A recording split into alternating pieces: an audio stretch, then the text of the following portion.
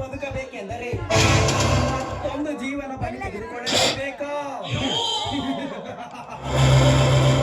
ಅದರಂತೆ ನಾನೊಬ್ಬ ಶ್ರೀಮಂತನಾಗಬೇಕೆಂದರೆ ಒಂದಲ್ಲ ಒಂದು ದಿನ ರಾವಣಗೌಡನ ಕೊಲೆ ಆಗಬೇಕು.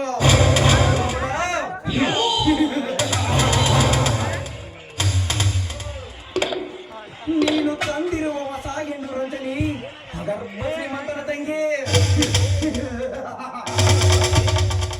ಅವಳನ್ನು ನಿನ್ನ ಮಾತಿಗೆ ಮರಳು ಮಾಡಿ ಪ್ರೇಮರಾಜನನ್ನ ಆಸ್ತಿ ಎತ್ತಾಕಿಕೊಳ್ಳಬೇಕೆಂದು ನೀನು ಮಾಡಿರುವ ಉಪಾಯ ಅದು ಈ ಪ್ರತಾಪನಿರುವವರೆಗೆ ನಿನಗೆ ದೊಡ್ಡ ಅಪಾಯ.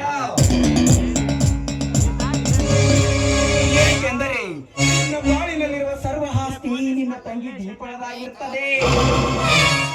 ಆವಾಗ ನಾ ಮಾಡುವೆ ನಿನ್ನ ತಂಗಿಗೆ ಮೋಸದ ಮೋಡಿ, ನಿನ್ನ ತಂಗಿಗೆ ಜೋಡೆ.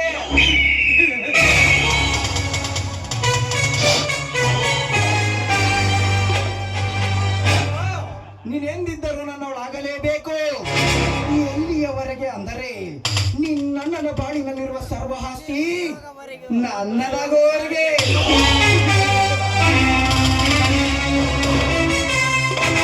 ಆಮೇಲೆ ಸುಗಮವಾಗಿ ಸ್ವರ್ಗದ ದಾರಿ. ಏ ಹುತ್ತು ಎಣ್ಣೆ, ನನ್ನ ನುಟ್ಟಿಸಿದ ಸೃಷ್ಟಿಕರ್ತನಿಗೆ ತಿಳಿದಿಲ್ಲ ನನ್ನ ನೆಲೆ. ಇನ್ನು ನಿನಗೆ ತಿಳಿಯುವುದೇ ನಾನೊಬ್ಬ ಕಲಿಗದ ಕೃಷ್ಣ.